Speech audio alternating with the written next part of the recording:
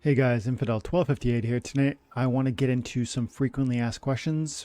State of survival. Hey Dwayne, I wasn't here when Steam started, so I was wondering if you can provide an example of a card in the old times that went for 3 cents, which is now upwards of, X dollars. There is so many good ones, man. Yeah. Okay, so Jason Jenkins says Creeping Ooze used to be a cent. That's true. Peaceful Giant used to be a cent. That is true. Let's go look at some of these cards. So first of all, look at the old. Let's look at the old reward cards. These cards in front of you were handed out to players who played the game for free.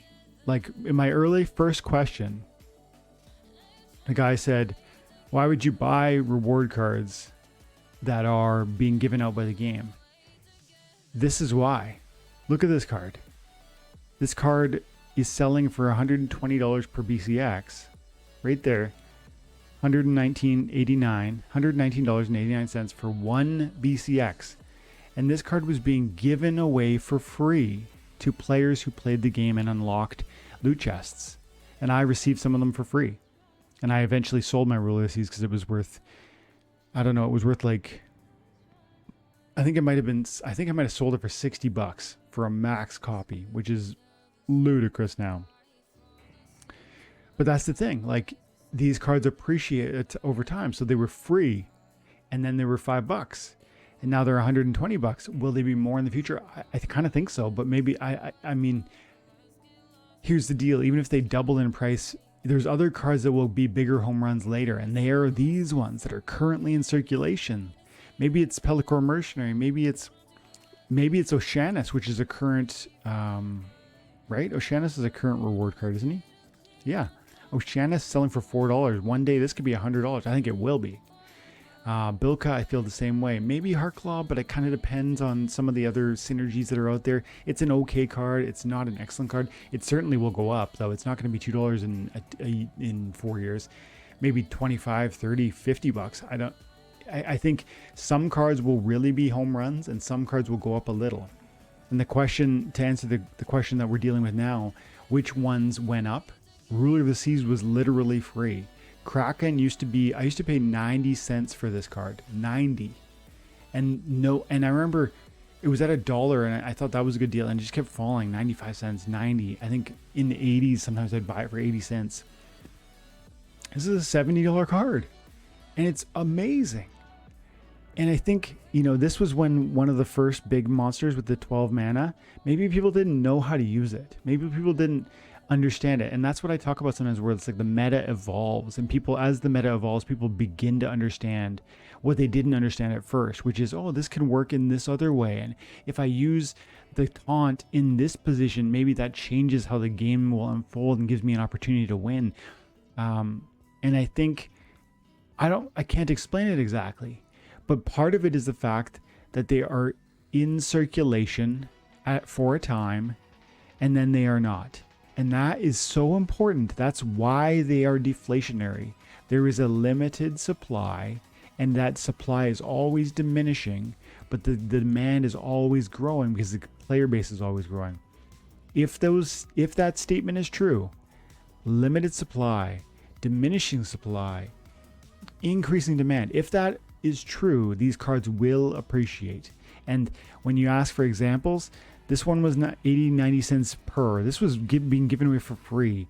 This card I used to buy for about $1. This one, I think it was a little under, I think it might have been 80-90 cents. Lord Erranthus used to be $5 per. What else?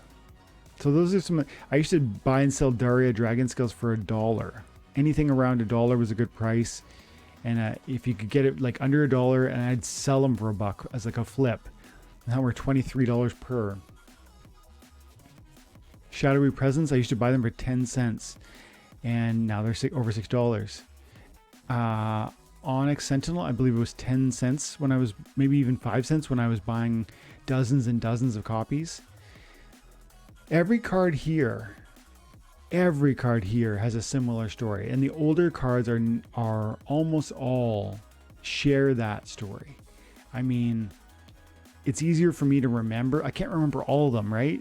But I remember paying $40 for a Max Lord of Darkness. Now a Max Lord of Darkness is going to cost you $1,500. I remember paying $40 for a Max Lightning Dragon. Now it's going to be $1,500. So there's just so many examples. I remember buying the Angel of Light for $3 per BCX. I bought level 3, which is 5 BCX. I bought 3 copies or 4 copies of level 3. So I think it was roughly 20 BCX. And it was $3 per BCX, or $15 per card. So $60. I bought 4 of them for $60.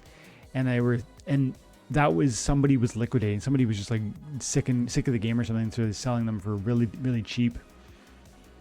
And I remember it was like 5 or 6 of them being sold by the same guy. I bought 3 or 4 of them, and I immediately relisted them because that was a good deal even then. $3 even then was like, it was about almost half price. I relisted them for $5 each per BCX, and that was a deal because look, it's 50. So, you know, every single card in this game has that story. Limited in number, diminishing supply, increasing demand. That is the recipe that this game offers you. That's the magic, that's the secret sauce of Splinterlands, and of non-fungible token games that pay you with NFTs for your time and attention. If the NFTs are limited in number and diminishing in supply, and there's an increasing demand due to player base growth, that's a game it makes sense to pay attention to. And then when you add to that, this game has survived a bear market, which means that you have a reasonable, chance of surviving the next bear market. That's really important because probably 9 out of 10, maybe even 99 out of 100 games in this space will fail because people will lose interest. The developers will run out of money. Those two things I think are off the table for Splinterlands, because even if some of you lose interest, there are people who are sold out for this game. They're convinced, they're loving it. I've been playing the game for 3 years, and it's not because I was always making tons of money off it. I enjoy the game. It's entertainment first and an opportunity second. And so there's so many amazing cards here, and I really believe that this story isn't over. And so, I've talked about gelatinous cube before. That used to be a penny, and now it's many, many dollars for a gelatinous cube. I could go on and on and on with tons of different examples. This used to be a penny. Sea Genie. I remember when the Sea Genie was out, I was buying and selling it for about half a penny. The Sea Genie is now $1.29 per BCX. Yeah, $1.30 per and it was like half a penny. So there's so many examples. I can't remember them all. But every single card shares this story. And so in 4 years, if you enjoy this game now and you believe in the development and you think what I said was true about the deflationary nature of these assets, then you should just play it and earn what you can earn and achieve, whether it's 1 loot chest a day or 10. Don't forget about how trivial the rewards seem now, and just accumulate them. And remember that in 4 years, the prices will have increased due to their nature. And that is your opportunity to give yourself a retroactive raise for the investment of time and attention that you pour into this game now. And it doesn't need to be money. It can just be time and attention. If you're getting 1 loot chest a day because you're playing in bronze, that will add up to something meaningful with daily commitment to enjoy the game that hopefully you're already liking to play anyways. So let's leave it there. Thank you so much for the good questions. Unfortunately, I didn't see any in-game names this time. Please drop your in-game name so I can send you a little love.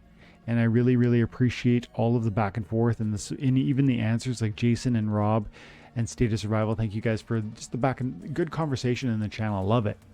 Keep it up, guys. Thank you so much for your time and attention. Have an amazing day. God bless.